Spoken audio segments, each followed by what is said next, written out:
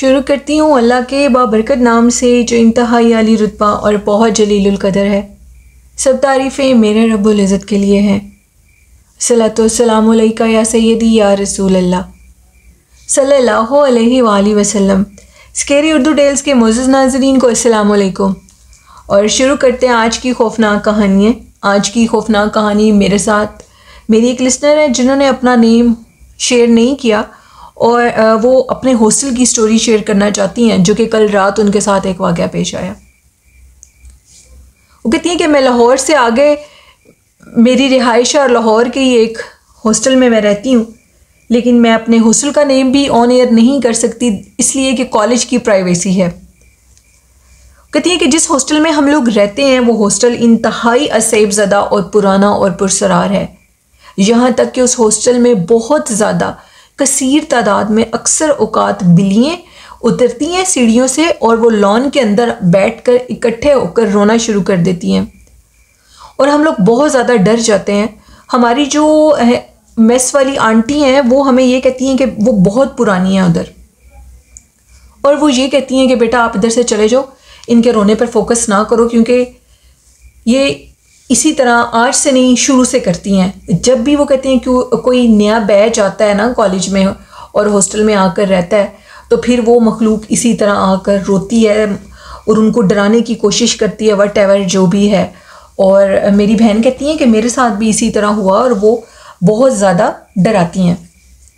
Anyway वो डराती तो बात समझ में आती है, लेकिन वो कहती हैं कि सबसे ज़्यादा जो खौफनाक चीज़ है वो ये है कि हमारे जो हॉस्टल के वॉशरूम है वो असेब ज़दा है।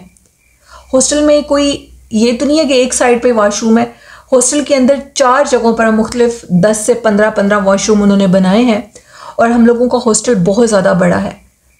कहती है कि मैं शुरू से जब से इस हॉस्टल में आई हूँ, मैं एक जगह पर है जो साइड बनी है, मैं उधर सबसे लास्ट वाले वॉशरूम में जाती हूँ क्योंकि उधर बहुत कम लोग जाते हैं, तो इसलिए मैं उधर जाती हूँ। कहती है कि मैं उधर कल रात 2 बजे का टाइम था और मुझे तहज्जुद की नमाज़ के लिए मुझे वज़ू वगैरह भी करना था, तो मेरी आंख खुल गई और मैं चली गई उस वॉशरूम में। तो सॉरी, चली नहीं गई, अभी मुझे जाना था वॉशरूम की तरफ मैं जा रही थी कि एक वॉशरूम का दरवाज़ा थोड़ा सा खुला था और बंद थोड़ा सा खुला हुआ था और सारा बंद नहीं था। वो कहती हैं कि उधर पानी चलने की मुसलसल आवाज़ आ रही थी, पानी गिर रहा था नीचे।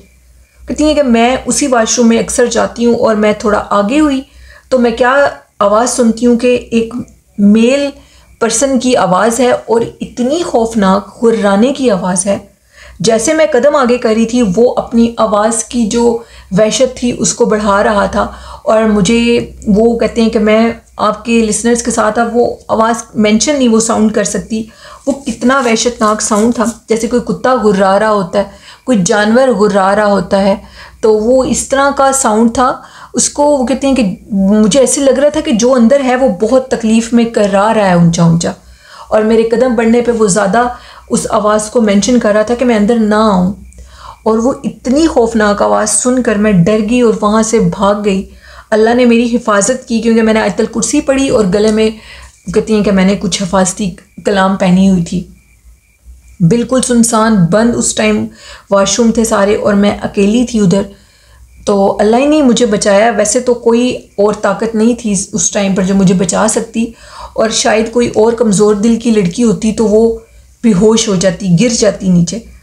इस हॉस्टल से बहुत सी लड़कियों को असेब हुआ है, यहाँ तक कि वो कहती हैं कि हमारे हॉस्टल के अंदर कुछ लड़कियों का ये कहना है कि जैसे अपने बिस्तर पे लेटी होती हैं तो उनके साथ भी मेरे साथ भी सेम एक सिचुएशन पेश आई।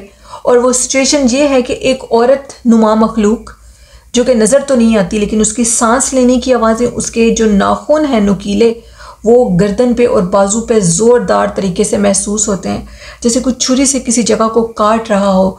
और वो मेरे साथ भी वाक़या पेश आया, बाकी लड़कियों के साथ भी आया, और उन्होंने ये बताया कि वो चीज़ आ जाती है बेड के ऊपर और वो तकलीफ़ देती है, गर्दन पकड़ती है, औरत है वो फीमेल, और वो नाखून मारती है जिस्म के ऊपर। यहाँ तक कि जिन्होंने ये स्टोरी भेजी है उन्होंने भी यही कहा कि वो मखलूक मेरे पास भी इसी तरह आई और उसने मेरी गर्दन को पकड़ा और मुझे लगा कि शायद ये मेरा आखिरी टाइम है, मेरा सांस बिल्कुल बंद हो गया।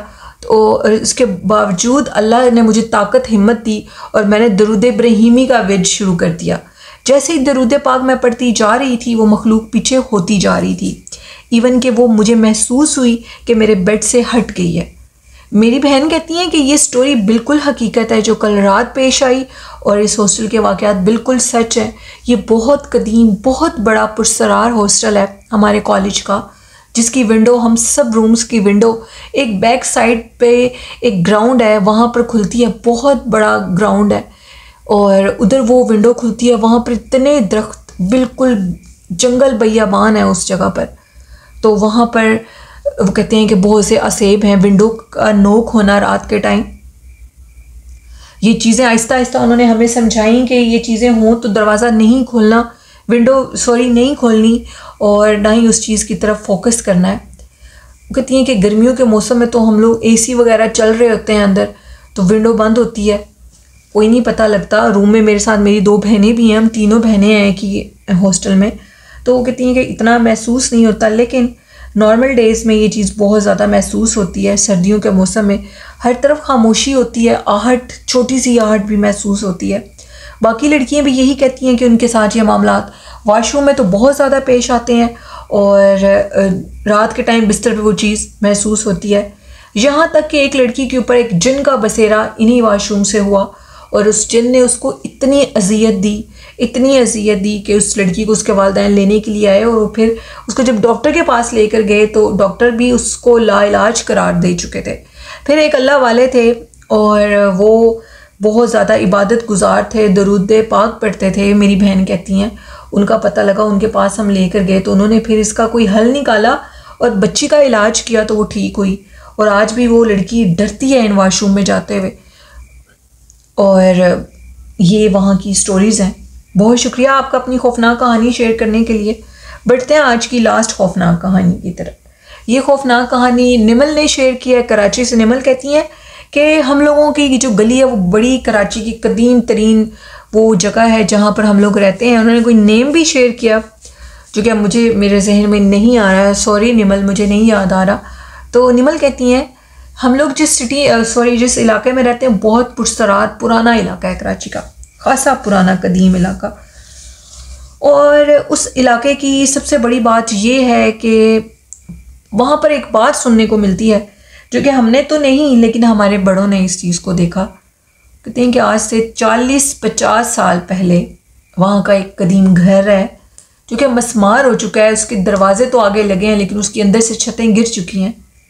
वहाँ पर 2 मियाँ बीवी आकर रुके थे और वो दोनों मियाँ बीवी बूढ़े थे, उनके साथ उनके बच्चे वगैरह नहीं थे।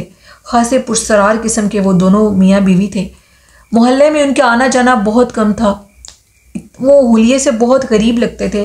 ये बात हमें हमारे बड़ों ने बताई और उन्होंने कहा कि हम लोगों ने उनके साथ लेन देन शुरू करने की कोशिश की कि हम उन्हें कुछ दें, क्योंकि वो किसी से मांगते तो नहीं थे और उनका खामद कहीं घर से बाहर भी नहीं निकलता था, तो वो फिर खाते कैसे थे। तो हमारी कोशिश थी कि हम उनके साथ कुछ लेन देन का सिलसिला करें ताकि पता लग सके कि ये लोग कौन हैं। इसी तरह मोहल्ले के एक अंकल थे जो कि उनके घर गए और जैसे ही उनके घर गए तो आगे का मंजर बहुत खौफनाक था। उनके घर में कहते हैं कि ढेर सारे बकरे के जो सर होते हैं वो पड़े हुए थे और उन सरों के ऊपर वो जो बूढ़ा शख्स था पता नहीं क्या कर रहा था और उसमें से कुछ निकाल के खा रहा था। वो कीड़े लग रहे थे। कहते हैं कि वो मंजर जब उस शख्स ने देखा तो वो वहाँ से भाग गया। जो इलाके का बंदा था उसने सारे लोगों को बताया कि अंदर तो मैं ये माजरा देख कर आया हूँ। कुछ लोगों ने कहा कि वो जादूगर है, कुछ ने कुछ कहा, तो एक शख्स बूढ़े ने ये कहा कि वो जादूगर नहीं है, वो जिन्नात हैं और वो इंसानों की बस्ती में किसी वजह से आकर रुके हैं। बेहतर है कि हमें उनको तंग नहीं करना चाहिए। अगर हम उनका ज़्यादा तस्करा करेंगे तो वो ज़्यादा हम पर हावी होंगे। यहाँ तक कि मोहल्ले में बहुत से लोगों की बहुत सी चीज़ें गुम होने लगी, गायब होने लगे। जो कि खाने होते थे लोगों के घरों में वो गायब होने लगे आहिस्ता आहिस्ता इस बात के पता लगने के बाद। तो वो कहते हैं कि ये जब मामला पेश आया तो खाने भी गायब होने लगे, लोगों की चीज़ें घर बैठे बैठे गायब हो जाती थी। तो फिर उस बूढ़े शख्स ने कहा कि बेहतर है कि इनका तस्करा छोड़ देना चाहिए, ये जिस तरह हैं उसी तरह चले जाएंगे। कुछ अरसे के बाद पता लगा कि उस माल के मकान से कि वो लोग वो घर छोड़ के चले गए हैं। और उन्होंने उसके बदले उसको काफ़ी मुआवजा दिया, और उस मुआवजे के बाद वो बूढ़ा बूढ़ी जो भी थे वो वहाँ से चले गए। खैर, जाने के बाद उस घर में आज तक कोई आबाद नहीं हो सका। वो घर बिल्कुल खाली और बंद है, और उसके छत गिर चुके हैं। वो जो मालिक के मकान है वो खुद भी उस घर की तरफ इतना ध्यान नहीं देता। उसकी और भी प्रॉपर्टी है, लेकिन वो पता नहीं क्यों इस घर की तरफ नहीं आता। इसके पीछे क्या राज है वो किसी को कुछ बताता भी नहीं है। शायद वो भी डर चुका है। और फिर कहते हैं कि अब तक वो घर खाली है। ये इस मोहल्ले के मुतालिक वो कहती हैं कि ये बात उधर मशहूर है। तो ये कहानी थी निमल की, जो कि उन्होंने कराची से शेयर की। बहुत शुक्रिया निमल अपनी स्टोरी शेयर करने के लिए। ये थी आज की खौफनाक कहानियाँ। मेरे लिसनर्स को कैसी लगी अपना फीडबैक ज़रूर दिया करें। और आखिर में कहना चाहूँगी कि रमज़ान शरीफ का पाक महीना है, इसमें जितना हो सकता है इबादत कर लें, अपनी रूटीन को बदल लें, ताकि ये रूटीन आपकी आने वाले रमज़ान तक भी रहे। हजूर नबी करीम सल्लल्लाहु अलैहि वसल्लम पर दुरूद व सलाम पढ़ें, उनसे मोहब्बत करें, तहारत की हालत में रहें, कुरान पाक और नमाज पढ़ें। यही आखिरत और दुनिया में निजात है। दुनिया भी फ़ानी है और हम इंसान भी फ़ानी है। अगर हम इस चीज़ को समझ सकें तो शायद हम बहुत सी गलत काम छोड़ दें। आई होप मेरे लिसनर्स इस पर अमल करेंगे, वालिदैन से बहुत मोहब्बत करें और उनकी खिदमत करें। और ये तोहफ़ा बार बार नहीं मिलता, ज़िंदगी में एक दफ़ा ही मिलता है। इसी के साथ अपनी होस्ट नीलम यासीन को इजाज़त दीजिए। मुझे और मेरे वालिदैन को अपनी दुआओं में याद रखिएगा। अपना और अपने वालिदैन का बहुत सा ख्याल रखिएगा। अल्लाह हाफ़िज़। अल्लाह नेगेबान।